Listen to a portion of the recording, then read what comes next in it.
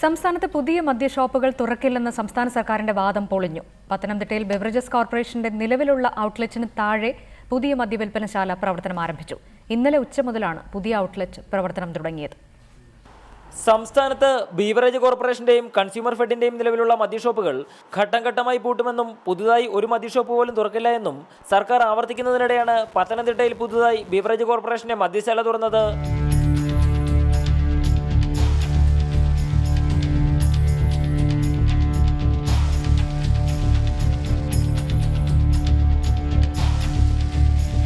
ഇന്നലെ ഉച്ചയോടുകൂടിയാണ് police station റോഡിന് സമീപമുള്ള ബീവറേജ് ഔട്ട്ലെറ്റിന്റെ താഴെയുള്ള കെട്ടിടത്തിൽ പുതിയ മദ്യഷോപ്പ് പ്രവർത്തനം ആരംഭിച്ചത്. കോർപ്പറേഷന്റെ ഉന്നത ഉദ്യോഗസ്ഥരുടെ നിർദ്ദേശപ്രകാരമാണ് പുതിയ മദ്യഷോപ്പ് ആരംഭിച്ചതെന്ന് ജീവനക്കാർ തന്നെ പറയുന്നു. നേരത്തെ ഇതേ കെട്ടിടത്തിൽ ബീവറേജ് കോർപ്പറേഷന്റെ സൂപ്പർ മാർക്കറ്റ് തുടങ്ങാനും ആലോചന നടന്നിരുന്നു. ഇതിനുവേണ്ടി വാടകയ്ക്കെടുത്ത കെട്ടിടത്തിൽ തന്നെയാണ് 700 രൂപയ്ക്ക് മുകളിൽ വിലയുള്ള മദ്യം വിൽപ്പനയ്ക്ക് പ്രത്യേക ഔട്ട്ലെറ്റ് പ്രവർത്തനം ആരംഭിച്ചിരിക്കുന്നതെന്നും ശ്രദ്ധേയമാണ്. ഇതോടെ മദ്യനയം സംബന്ധിച്ച സർക്കാരിന്റെ ആത്മാർത്ഥത തന്നെയാണ് ചോദ്യം ചെയ്യപ്പെടുന്നത്. S Shyamkumar, reporter, Pathanamthitta.